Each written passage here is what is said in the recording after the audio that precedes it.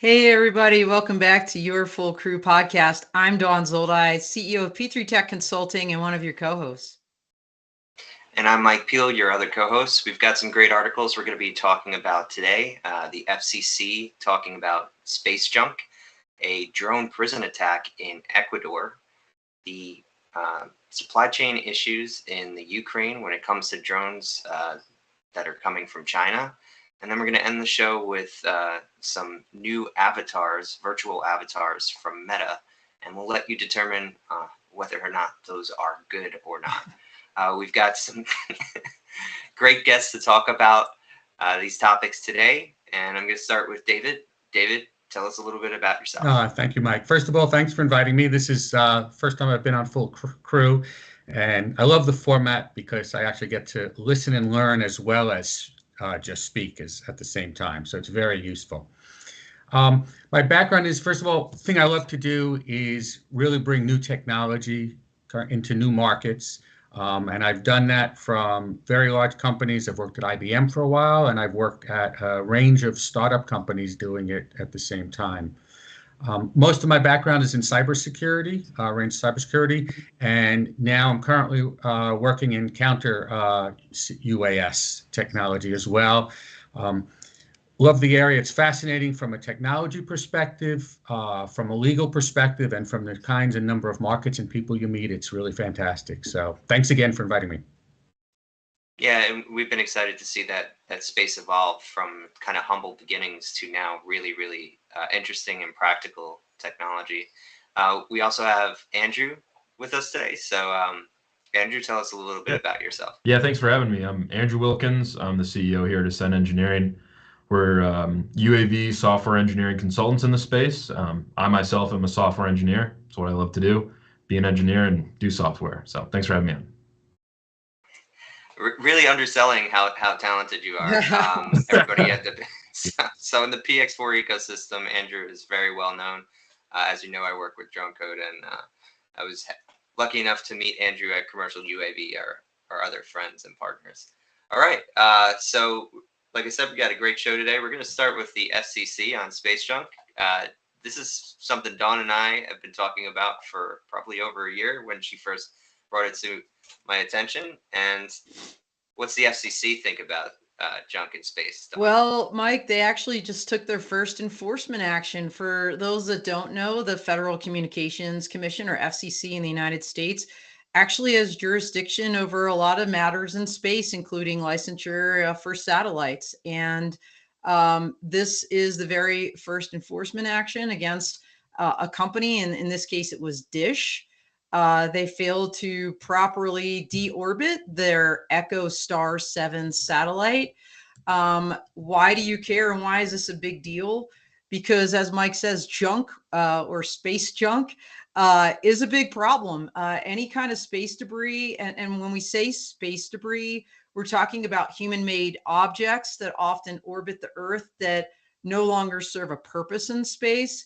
There are a ridiculous amount of this debris. There is a ridiculous amount of this debris floating around space. And I think they're saying in total, there's around 34,000 pieces of space junk larger than 10 centimeters circling the Earth, and millions of even smaller pieces. And even something as small as a paint chip that comes in the wrong direction at orbital speed, which, by the way, is 17,500 miles per hour.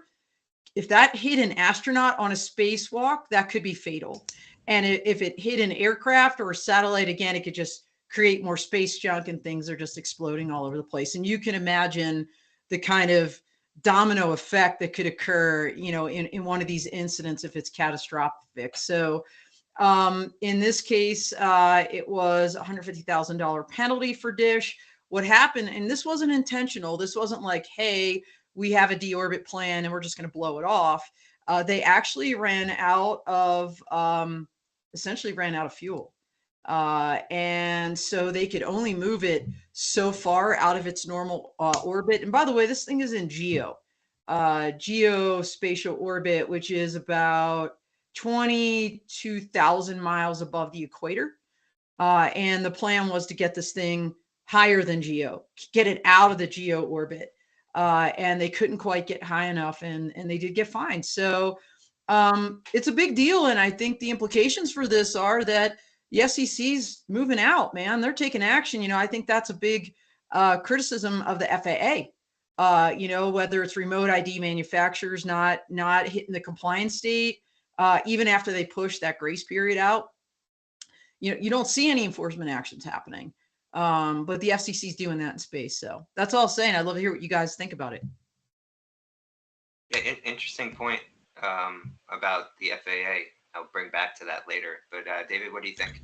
I found this article fascinating. I mean, I knew a little bit about this area, not an expert, but two things, a couple things that hit me is one, similar to where I'm working in counter drone, I think the awareness is really important, that people will become aware of what's happening. I mean, one thing that helped is, I know there was a movie Gravity a number of years ago, which is really about getting hit with space junk. I mean, what happens after, is an interesting thing, but the fact of how dangerous it actually is. You mentioned the speed, which blew me away, and just that number. And when I looked that up, how fast they're really moving, they said that's like 10 times faster than a bullet, which is really phenomenal how quickly they go. And the other thing, though, as far as why I felt it was so important from an awareness perspective, is I realized I was reading and I go, we could eventually get to a critical point where there's so much space junk, it actually prevents us from orbiting other kinds of satellites and other things out there. And that's really the danger. People go, so there's a lot of junk out in space, so what? But that's to me is really the critical thing. So I'm glad to see them starting to enforce that, because we could run into a serious problem if this starts to escalate and we hit that critical point. Great point. Yeah. It's very scary to kind of think that more and more companies are launching satellites today, and it's harder for this to be enforced than almost anything else. Because it's one thing, who owns the sea? We've taken thousands of years to work that out, but like, how do you actually manage space? It's so far afield from us. That issues are certainly going to arise. Don, it looked like you wanted to say something. No, I didn't actually. I was waiting to hear what Andrew had to say. All right. Yeah. Listen, I think it's great that the FCC put this into action, right? Dish was like, all right, our bad, we'll pay the fine. But when you spend $230 million to put a satellite into space, $150,000 is chump change. Like, their market cap is $2.65 billion. Now, the ISS this year have already tried to change its orbit 3 times in 2020 to avoid space debris. That number is only going to increase. So I think it's fantastic that they did this, but $150,000 is not going to cut it. Even this year, I think it was Dr. Frank Rubio. He spent 371 consecutive days in space, but that was by complete accident. That was because there was damage to a spacecraft because of space junk or like a micrometeorite. So it's great, but I think they need to do more. Oh my gosh, I just learned so much from both of you guys. That's I didn't realize that Frank Rubio was out there, because he's essentially trapped, almost like Gravity, as David mentioned. Better outcome in our case here. But Mike, what are your thoughts? Yeah, I kind of want to leap off of what Andrew is saying, and we see this all over the United States, where basically between regulatory capture and just regulators not actually having enforcement power from Congress, the fines aren't large enough. And sadly, in a lot of cases, especially with larger companies, they've totaled the fine into their behavior, right? So the almost, I would say, in retrospect, criminal attitude of ask forgiveness. Like, it's one thing to ask forgiveness if you're doing a small little thing and you're like, I'm not sure where it stands in this legal gray zone as I innovate. But it kind of has turned into just a mantra of like, no, we're gonna take it and see what happens. So I think if we don't want to poison the well with what is one of the most critical technologies. I was reading a post from Fiona Lake. It just accidentally tied into what we were going to talk about here, about how this is also could lead to the potential of an outage if we get a solar flare, being so reliant on this satellite technology, and then we have no ability to even move this space junk around because the sun has decided you're dead in the water now. So that's another consideration, is what if we don't even have the ability to manage it? So yeah, space junk, it's definitely I think an important consideration that finally people are becoming aware of. And I think there's actually a potential for an innovative company to figure out a way to manage it. Yeah, junk, like as a third party liability.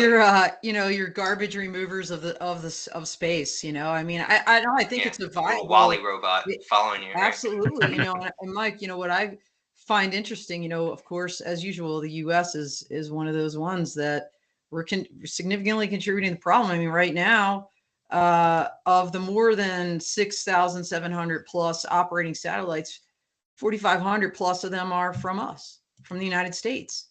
So, I forget who said it, whether it was you, Mike, or David or Andrew, but, like policing this and the fact that it's global and so far afield, and how do you do it?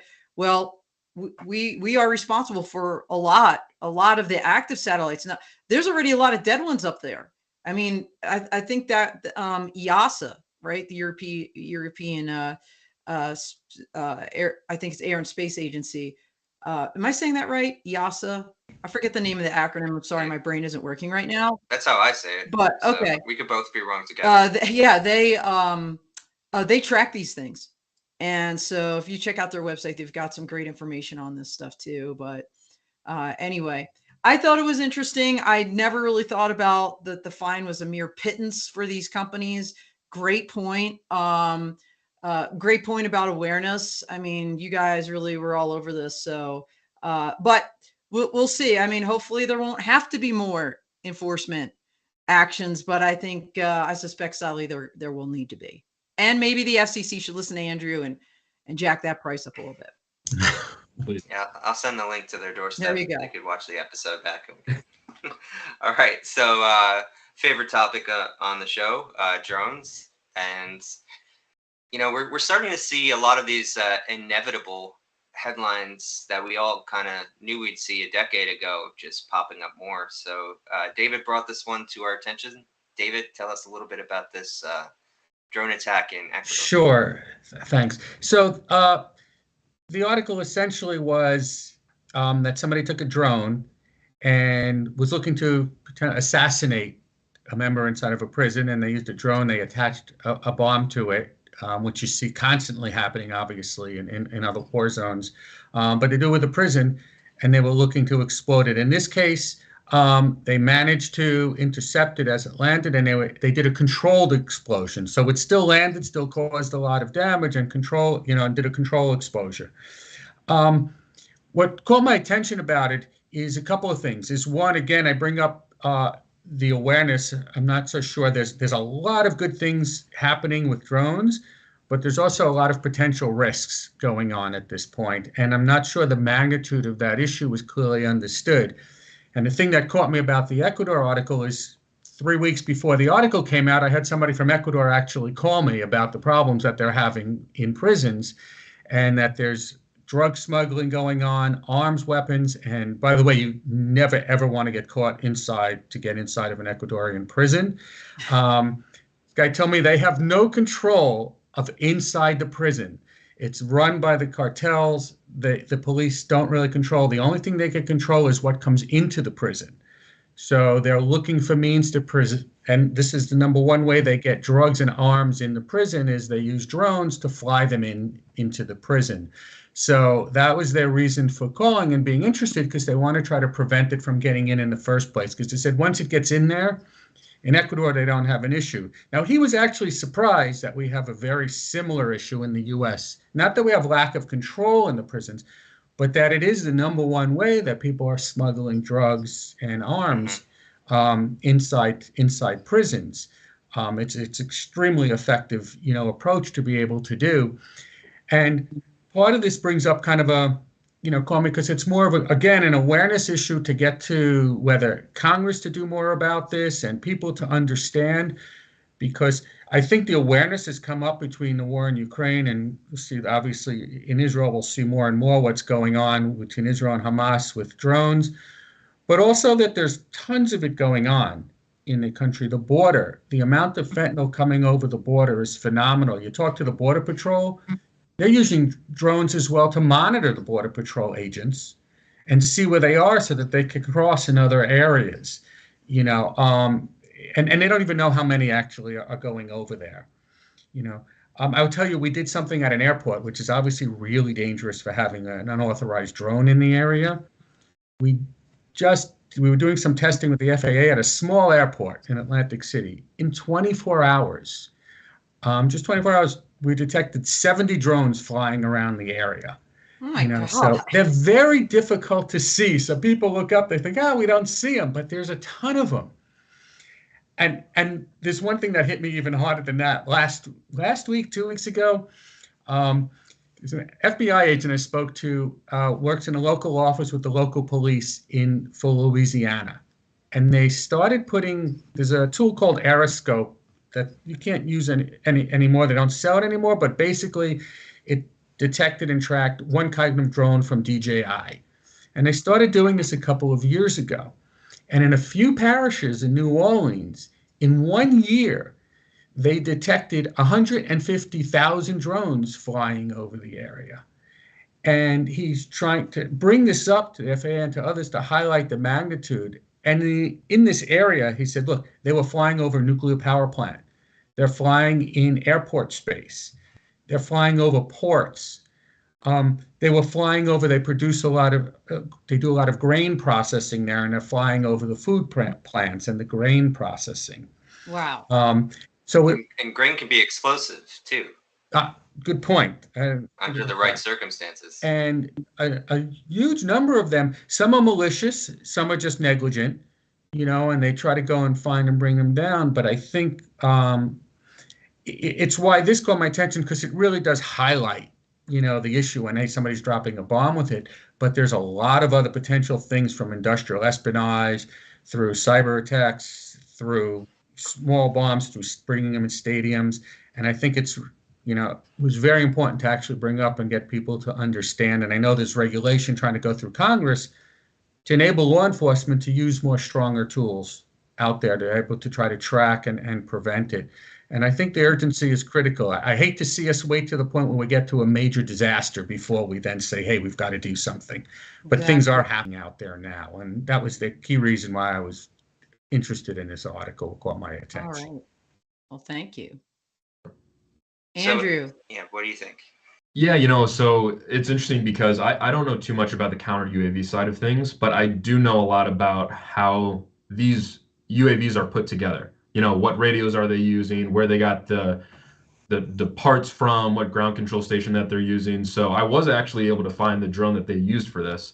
And there is like a major online dealer that sells these. I won't say who, but it rhymes with Glamazon. And so you can go. Yeah, I mean, it's ridiculously easy. And then, there's these big major like drone producers that they might sell their tools, and they say, we don't allow our drones to fly over prisons, or we can prevent people from flying here and there. But there is so many other flight controllers out there, ground control stations, that it's just so hard to regulate all of them. And then just with the bad actors in the space, it's got to be a mess to try to have counter UAVs set up for these. Like, the only way that I could think of is just putting nets around the actual prison. And David, I'm sure that you're well more versed in this than I am, but that's the only thing that I could think of. I was wondering what the solutions of this even would be in your eyes for this prison. So there are a lot. Well, nets, first of all, for a bomb wouldn't really work very well. If they were going to drop an explosive, that net won't really hold up. It's interesting when you talk to like the DEA and others, what they're really looking to do is to get the operators. Because even if you get, one drone, so you stop one thing from happening, if you get the operator, at least you're potentially stopping a group from being able to do it, and do it there. And one guy I was talking to said, look, they sometimes noticed there were groups of people doing this, and they were capturing serial numbers and even seeing the same serial numbers of the drones from one place to the next. So that there's Oh, actually, in some cases, it's more coordinated than that. And there are groups who are actually contracting out to go ahead and break in there. And they notice the same serial number. I will tell you from doing it, there is technology out there. There's safe stuff to be able to do this. Um, Without getting all this, I mean, one area that's fascinating about this is everything from, I mean, my company deals with RF, protocol analysis, but there's also, RF scanning, there's jamming, there's a whole range of both detecting and then mitigating it. And there are safe ways. A lot of the challenge is some of these aren't yet legal for local law enforcement to use. There's a handful of small groups of people in federal agencies who can not possibly cover the range. It's got to get down to local law enforcement. And it's a combination of training people how to do that and how to protect it, as well as permitting the technology to be used that doesn't interfere and that's safe with everything to actually do it. So the mechanisms are there, but it takes some time. I'd love to jump on top of that if that's okay, Mike. Yeah. Couple things. I'm going to talk about the legal stuff in a second, but what really jumped out at me from this article, David, was, having been in the United States Air Force for almost 25 years on active duty, what a freaking logistical nightmare this was. They literally emptied that prison when that thing landed on the roof. And then, as you said, to mitigate, I mean, just think about transferring all those people that are like running the prison anyway, the like gang members. I mean, I'm sure that was safe and easy. And then, and then the fact that they like blew it up and then blew a hole in the roof. So, like it's almost, I don't want to say the cure was worse than the disease, but it is at least like equivalent to it. Maybe they didn't get to assassinate the person they were looking to harm, but they certainly did some major damage to that building, and it was self-inflicted essentially because they just didn't have the right technology to see this thing in advance coming, and then to do something like cyber technology of taking it over and landing it safely somewhere well outside of a danger zone. So on the legal side, what frightens me, and by the way, I was just at the Colorado Drone Air Show this weekend, and also the FAA's Drone and On event in Greeley, Colorado, and gave several different talks over the course of 3 days. And a lot of them were to members of the general public, as well as public safety. And for the general public, they were like, whoa, what do you mean? Like our police don't have the ability to detect or mitigate drones? Like their minds were blown. And I'm like, this is the thing that honestly keeps me up at night. Like this is the thing I worry about. And I talked about this, over a year ago, in my 5 minutes of fame on CNN, with Kim Brunhuber, interviewed me for 5 minutes about that report that came out about the drone they found at the Pennsylvania substation that looked like it was trying to take out that substation. And I said it then. This is the thing that keeps me up at night. And I don't know why we're still talking about it. Like, why are we not doing something? And those authorities are expiring, even for those 5 federal agencies. They've been extended, and we don't have an FAA reauthorization. The government is limping along on a continuing resolution, which, by the way, fun fact, I did learn this from the FAA on Thursday. I didn't realize their authorization extends, unlike everybody else's. It extends all the way through December. But still, it's just duct tape and Band-Aids at this point. Yeah, and I'm kind of reaching the point where a lot of statements made by the FAA 3 to 4 years ago about why we needed to create things like remote ID, how we were going to create a safe environment, a lot of the concerns that they elevated to, rightfully so, to the commercial drone space, they're not addressed by the lagging response and actual regulatory clarity, right? These open holes, like, we don't want a drone to bring down a plane. That hurts the whole industry. We don't want a drone to, if an incident happens, police and local authorities being unable to actually get the perpetrator. These are things that anybody in the general public would agree to. The industry agrees to it. The Congress agrees to it. So why are we here, right? So especially with things with like I think the sloppy rollout on remote ID recently, I think it's just hurting us. We need to get to this faster because these inevitable headlines will continue if we don't.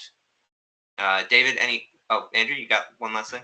Yeah, I was just going to say, I think it's even software in general where we are in the United States. I think, and this is off the cuff, but I believe it was like the head of software for the CIA a while ago, maybe it was like a year or 6 months ago, pretty much just quit his job and was like, we are so far behind.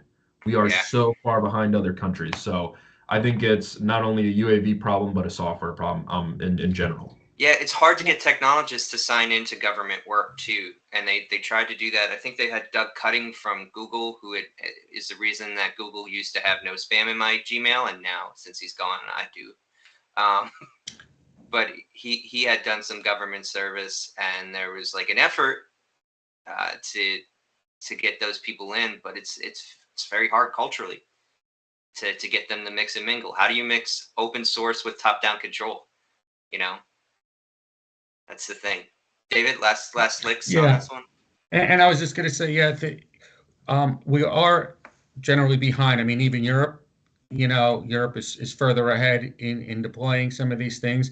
Perhaps they were woken up by the situation in Ukraine, but it doesn't take much, and if you were really going to attack this country, all you have to do is go after the power transmission lines or some of the infrastructure, and within a few weeks, you'll have complete chaos. It's not a matter of the generals aren't afraid of somebody coming over with tanks and rolling through our streets. What they would worry about is somebody just taking out 50 substations, and you've knocked the country off, to be able to do that. So hopefully Congress will wake up very shortly. Yeah, if you could extrapolate what you see after natural disasters with access to gasoline, access to power. Now do that and multiply that across 10 states, all at once. And that's the exact effect you're essentially getting. And people get pretty violent at the gas pump. I've witnessed it myself after, I think it was Sandy, yes. when the resources start to get low. So if you don't want a Mad Max future, please sign on to this and write your congressperson. All right, we have a quick break, but I do want to bring in a question from our first article from Kate Cruz. Do you think there's a post-orbit satellite insurance with these companies? Satellites are at the end of their life cycle. We know they have pre-launch insurance, and that's a requirement. If not, then maybe this becomes a new development in insurance. I think that's valid. If it doesn't exist, it should. That is an awesome question. I don't know the answer. I don't know if anybody else does, but I'm actually talking to an insurance expert later today to prepare, hopefully get her on one of my panels for Law Tech Connect this year with AVSI Exponential in April 22nd. Mark your calendars now. But we're absolutely having a mayhem panel where we're going to have an insurance person, and we're also having a space and spectrum panel. And so, the nexus between those two, I never thought about it. And now we're actually going to be addressing that case. So come on down, Law Tech Connect at AVSI Exponential this year. All right, I just want to take a quick second to thank our sponsors, Aero Vigilance, CSG Strategies, Rubric Law, and now we've added Sentrycs. So thank you to all of them for making this show possible. We're going to move on to our next article, and David kind of hinted at it a little bit. So this is Andrew's article.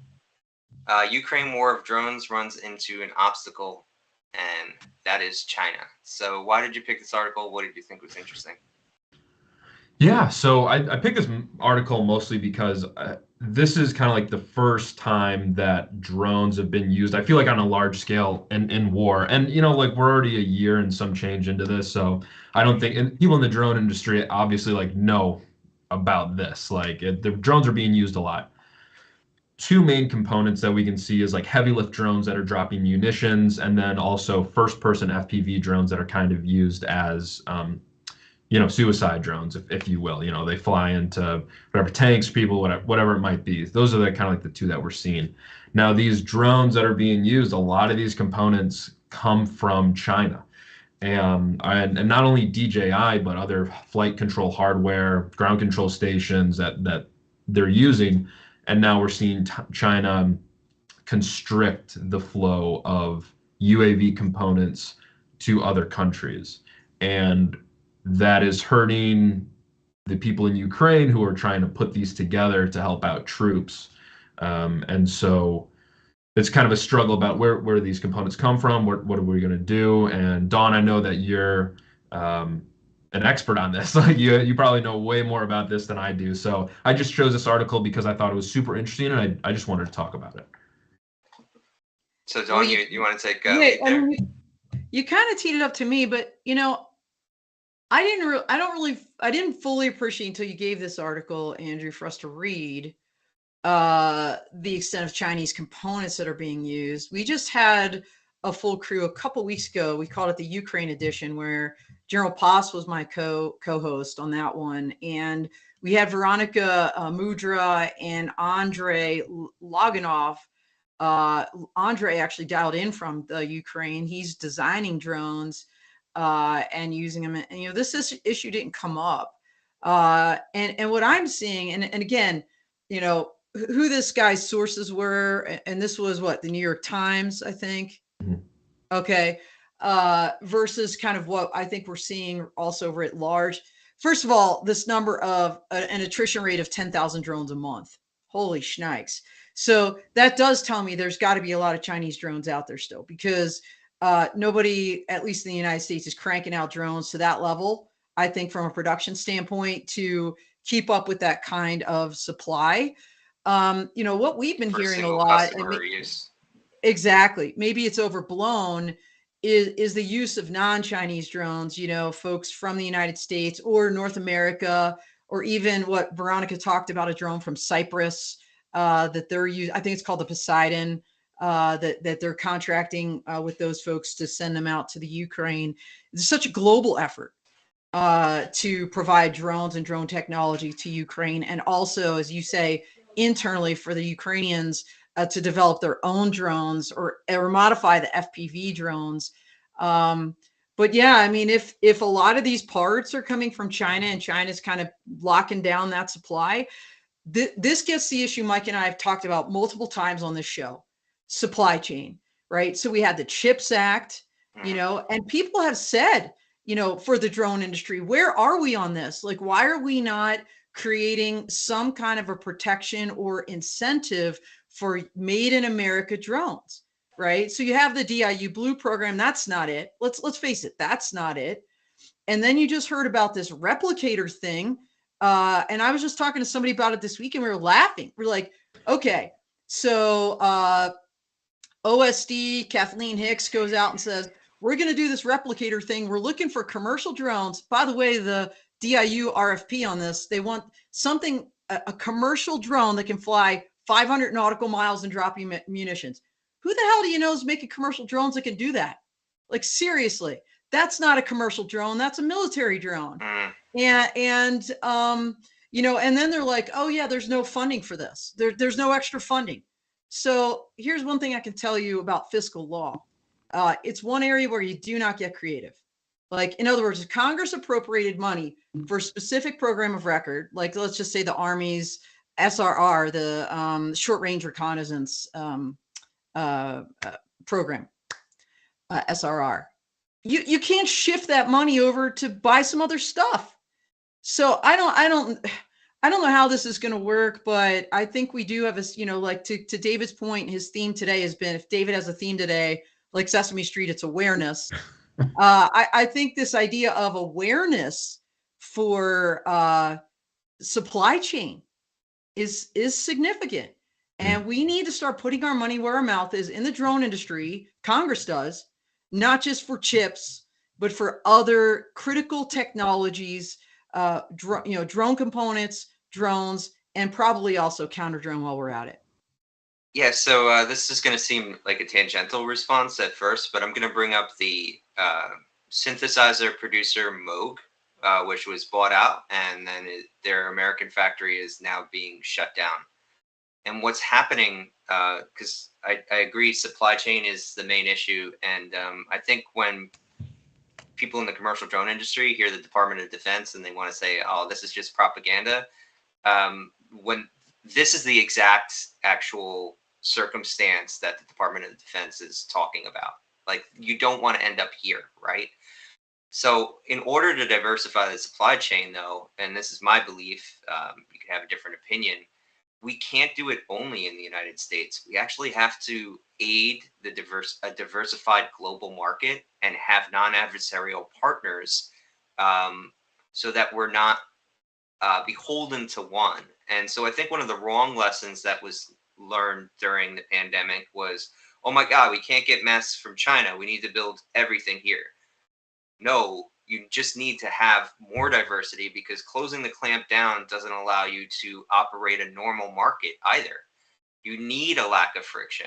And one of the issues with building in the United States is cost. I mean, even Skydio's drone that they just released, if you squint, you could see parts are 3D printed.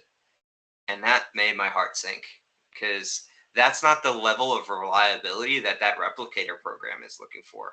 That's for sure. You know, and it's actually the level of reliability that these people on the ground in the Ukraine are working with to make it happen under emergency circumstances. But if you're going to build a real program, not that there isn't real, but you know what I mean, like a solid, reliable program that you're not working under emergency pressure because, you know, the enemies are at the gate, you really need to look into a diversified market with supply chain with non-adversarial partners. That's kind of my take after years of working in the drone industry. David, any thoughts on this article before we move on? Yeah, just quickly. I mean, the couple of things that Dawn referred to was, like, you know, U.S. beginning, the government and all beginning to ban like DJI drones and all. First of all, they looked at DJI, they banned one type, not necessarily Autel, Chinese in general, Yeah. which I really don't understand. And two, it really is a matter of no one looked afterwards to say, wait, where are you going to get these from? Because we certainly can't fill up that capacity to be able to do that. And it is it's an issue in the supply chain that was really highlighted from COVID. You're right, that I think people started to understand, wait, this global supply chain with manufacturing done 90% in one place and everything coming from there is a real issue. It's part of a broader issue, you know. In drones itself, though, between the ban, what's happening in Ukraine, hopefully the market will start to stimulate the rest of the world starting to build things. And if there's one positive thing that comes eventually from Ukraine, is I have a feeling they have a lot of technical talent. And once they emerge from this, positive side is they could end up being a great supplier and manufacturer of drones, because they're building up a phenomenal amount of skills and talent in this area. You know, David, that is a brilliant insight. And I definitely want to put a pin in it, because what people don't realize is Ukraine was doing a lot of IT services for American companies prior to this conflict or war. This is a war at this point, right? So where do you think that technical talent that stayed in the company, where their focus went? You know, if they left their day job and went into this, they are going to be developing this technology, and they're developing it under some of the harshest kind of conditions that you possibly could. So I think you're right that there will be hopefully if and when the conflict comes to a resolution, this talent will be available to the market to be used for commercial purposes and elsewhere. Well, I just want to jump on that. I mean, this is why, you know, I think Sentrycs is one example of many. You see so many amazing tech companies coming out of Israel. I mean, they don't have really nice neighbors. And, you know, when you're in that crucible and you have to survive on a daily basis, you know, you're gonna get it done. And so I think that's why you see some amazing tech coming out. We're seeing it coming out of Ukraine now. We've seen it coming out of Israel forever, and some other places. So yeah, absolutely. You know, trial by fire, if you will. Yeah, so we got another comment from K Cruz, and I think it does highlight the kind of another side of this. So he said, Don, well spoken. Congress is more interested in the AI world. They seem to think that tightening of DJI use is a total fix from the feedback I've heard. Yes, and so that kind of like just to kind of jump on that a little bit. Like for me, it's not about Chinese drones. It's about singular source of origin. That's the problem, right? So any nation can be a friend today and then an adversary tomorrow. So if you don't have a diversified market, you're in whatever partner you made at whatever time. And let's be honest with ourselves. We made partners with Chinese manufacturers. And that's fine because we get cheap goods from them. But if there's these other considerations that you have to layer on top of that, then you have to have other sources. You know? Well, and Mike, again, I'm going to say something that's not popular with a lot of drone pilots because, it's like, yeah, we're the government, trust us. I think there really are cybersecurity issues. Like, I'm sorry, but, having had a TSSCI clearance in the US government and how dysfunctional our government has been for the last, I'm not even going to say how many years, this is the one issue they've locked arms on in a bipartisan manner. And that tells me that in some back room, there's information being briefed that we will never hear. And I know people don't want to agree with that. Oh, it's not plugged in the internet. There's not an issue. I don't know, Andrew, you're the engineer, but I just have to believe I do still have some faith in our government.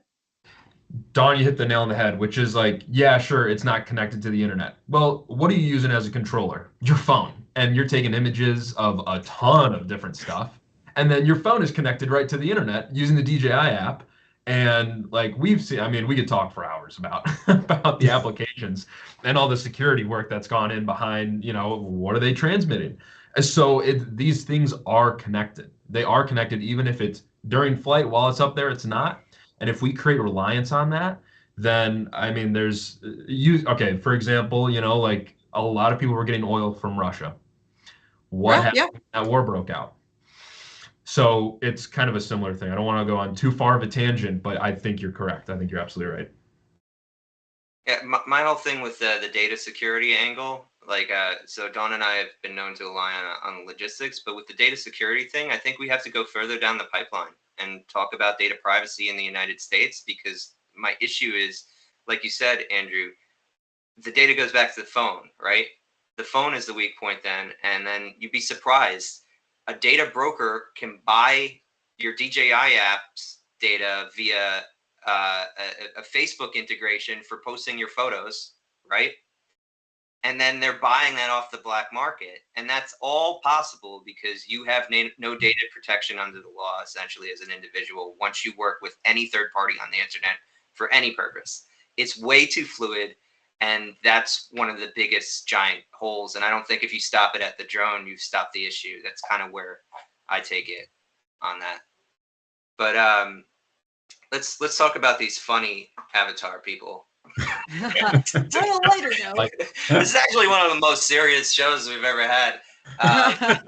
This is awesome, though. Yeah, great deep conversations. I appreciate everybody bringing their expertise. So I accidentally signed on to Twitter for work purpose the other day.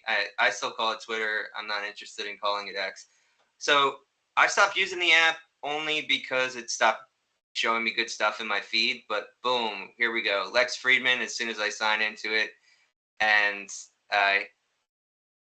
he's talking with Mark Zuckerberg in the metaverse or whatever. So I'm not a big fan of the metaverse term.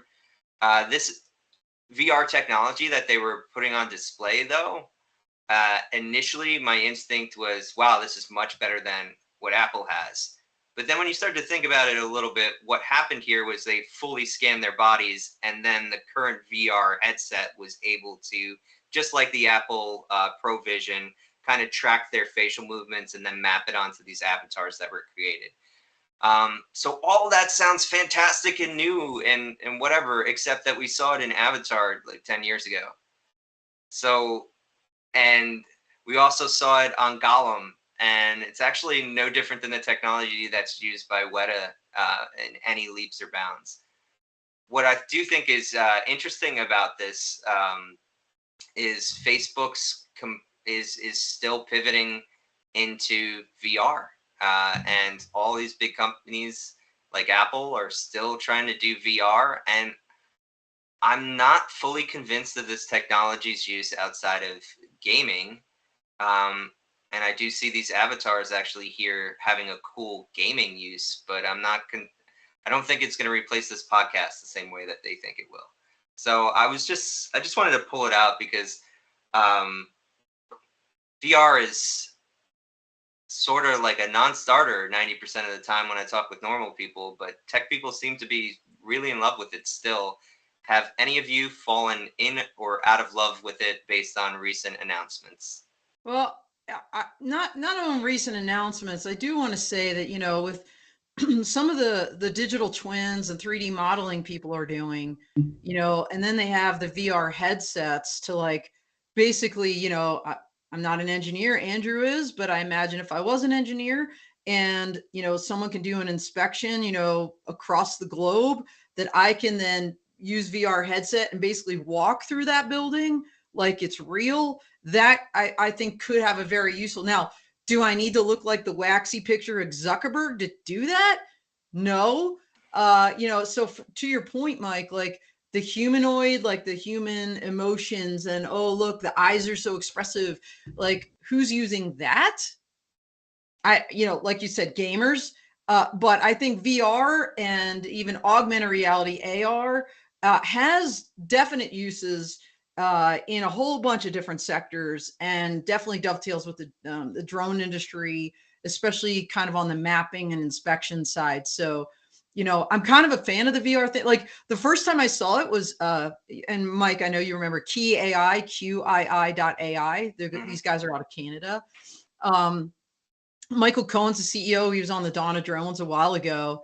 But Naya, his assistant, was at one of the shows. She had the VR goggles. She's walking. It was almost like when you watch Iron Man, and he's got he's like doing this, and he's got the 3D model. She's like walking around the expo hall floor doing these movements, and it's just like Tai Chi. But she was like literally like in the building, and you could see it on the screen, like what she could see. And that was, I think, really super cool. So I'm impressed by that. I think there is a future for VR, AR, but like this humanoid, like, hey, cool, like pictures in the metaverse. So it's like, interesting you say that, because that brings up the thing that I actually did think was cool from the most recent set of Facebook announcements was their partnership with Ray-Ban actually produced a set of glasses that can live stream straight to Facebook. So I'm looking into it, Dawn, to see if we could kind of, because right now it said stream to Facebook, but I'm like, well, can we hack that? Because Facebook's useless for streaming. I'll say it right here. But if we could hack it to stream to our other networks, we could put a pair of goggles on you or me at any of the shows that we go to. You can walk around. Yeah, and literally do interviews talking with people. I think that would be a great setup. And that's like the level of innovation that I want to see out of this. It's just, to me, this focus specifically on this metaverse angle, which, by the way, is a term in the novel Snow Crash for like a dystopian version of the internet. So interesting that he uses it for marketing and changing his company name. But like, there's literal uses. And actually, Kay brought up one using quantum Kyle Nordfors. We use VR for pilot training in airlines. Right. So when the facsimile or digital twin gets real enough where you actually are getting mechanical training out of it, muscle memory training out of it, I think that stuff is awesome. It's just this like specific focus on metaverse, and maybe in healthcare, Mike. I don't know. I'd love to hear what David thinks. It's interesting because when I saw that, first of all, we're all a little geeky. So yeah, I think it's cool. I'd like to try it out, but that's not the majority of the world, right? I'm thinking is who's actually going to use this stuff? Right. Who's going to scan their body? And what's the killer app? Is having an avatar view, is that going to really enhance Zoom enough that more people will say, I could use this more frequently? Part of me thinks there are, and besides gaming, for obvious reasons, gaming, it'll be cool, but I think it seems to go back to their metaverse thing, and I think there are other critical pieces that still, this is like one piece, but still the other pieces. Like when you really want to substitute being in person and being there, there are some things visual, but you also have other senses. If you were going to, look, I have stuff coming from Amazon, constantly. But if I was going to buy a couch, you want to be able to touch it. How does it weigh anything? How does it feel? Is it built well? When you're inspecting something, you're not just visually looking at something. And so I wonder if it's just one piece of what really needs to get to where he wants to get to, this true metaverse. For substituting being physically in person, I think you're going to have a lot of other senses and stuff, and not just, hey, you look real when you're there. That may help for some things, and I don't know how far along they are in the other pieces. So I'm just searching for like what the killer app is that you could use just this, but I think it's part of something else that has to be more. There's other senses you need to substitute, and I haven't seen that piece yet. Yeah, one of the things that's even hurt their front line on gaming is they're not a game company, right? So they're actually the worst. They were a social media company that made two-dimensional UIs, and so I don't care how many engineers you're overpaying to make this, you aren't operating under the same market conditions that the people that are working at Weta Digital or Sony Pictures or Epic Games or wherever, who day to day their entire business is built around this cycle of developing 3D assets in a virtual world and determining the best ways that users can interact with them and have fun, right? So I think they have a huge uphill battle with that stuff. And I think that's why they've been the most successful at the hardware itself, right? Because that you can they have the assets that they can produce, and they have the money that they can produce something that valuable there. Andrew, what are you thinking from an engineer side? Yeah, from an engineer, this was awesome. Just like everybody else says, like the ray tracing is incredible. They shine the light at the very beginning. You can see how it plays in the scenario. And it's happening in real time. And like the computing power that it takes to do those type of renderings, especially in real, it's insane. Now, I don't know if they had something external because you can see like wires heading down their back. Yeah. Either way, it was really cool. I think they crossed the uncanny valley. I think they looked incredible on there, like real world. And I know that we're talking about like where could we use this, but in the hardware industry, people said the same thing about like micro hard drives, right? Like they made them and then they were like, who is going to use these? Like nobody cares. And then laptops and personal gaming devices came out. So I would say, even though we don't see like a use for it right now, I definitely think that the technology is going to be applicable moving forward. People are going to say, hey, we could actually use this for, who knows, like healthcare workers are performing surgeries with like the Da Vinci, medical devices and stuff like that. So I think that there will be uses for it moving forward. And I thought it was a really cool demo. Yeah. What was I going to say? It was, do you think that they beat out Apple? Because that's my first instinct, is that maybe they didn't get it into a form factor, but this tech seems like, even if the use case they're pushing is not the right one, it does seem like it's a leap ahead of what Apple was trying to do with theirs. Yeah, I think so. I think so. I think they are. And they're definitely like pushing hard toward it. We have a MetaQuest 2. We just got a MetaQuest 2 in office. It's insane. It's insane too. The fact that you can have these devices that are completely unplugged. I think people don't appreciate just exactly how much GPU power that you need for those. Like exactly like what goes in programming wise to these devices. So I think Apple's, to be honest with you, I'm not really an Apple fanboy. I think they're stagnant. I think they're plateauing on all their stuff. They're going over to a SaaS model, which is fine for them, but I think they are. I think they will be them in the future as well. Yeah, I appreciate the hardware. I really do. I think they did a lot with that, and I think they're still pushing. I was worried after Carmack left. So they had John Carmack, who's famous for producing Doom and id Tech and whatnot, and also launching rockets and improving Ferraris.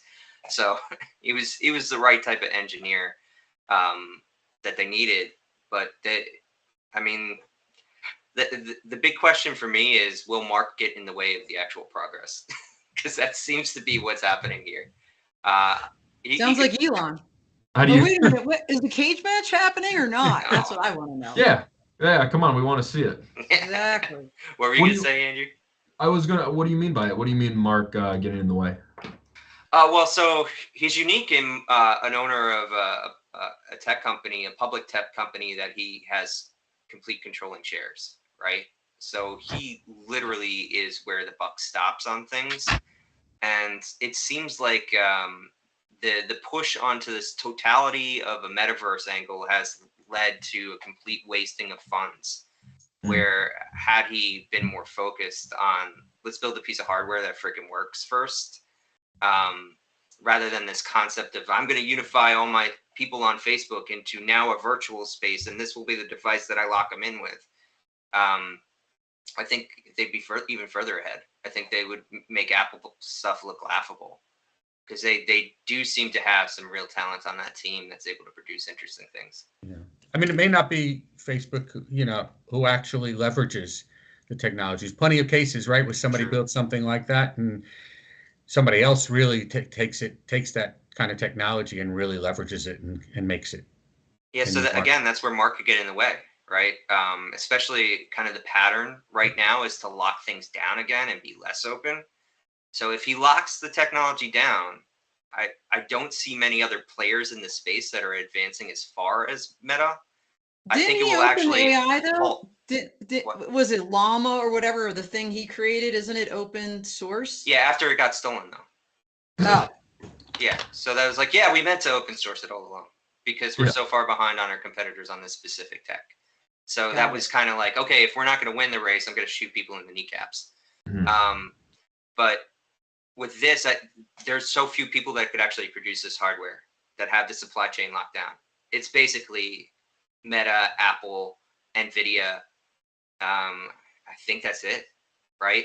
So if he tries to lock it down and make it proprietary in any way, if he struggles through that, it will hold, I think, this entire sphere of technology back by at least 2 years. Yeah, I was going to say, because we tried to stream, I mean, we're in the drone world, right? So we're trying to stream video, and you're right, it is like super locked down. It's like, all right, well, how do we enable this thing? And conceptually, it shouldn't be that hard, but they don't make it open source. They don't make it super easy, like if you want to make a video game, great. But yeah, so I know where you're coming from, Mike. All right. So we all agree. It was a great show. We could at least agree on that. Thank you, actually. This was a fantastic, in-depth conversation. We touched on a lot of stuff in technology. I want to thank our sponsors, Rubric Law, Era Vigilance, Sentrycs, and CSG Strategies. I already said thank you to our speakers, but I also want to thank our audience, specifically Kay and Kyle, for chiming in today. We do appreciate the questions, and they were really valuable today. Dawn, what do we got coming up this week? Yeah, a lot of things coming up.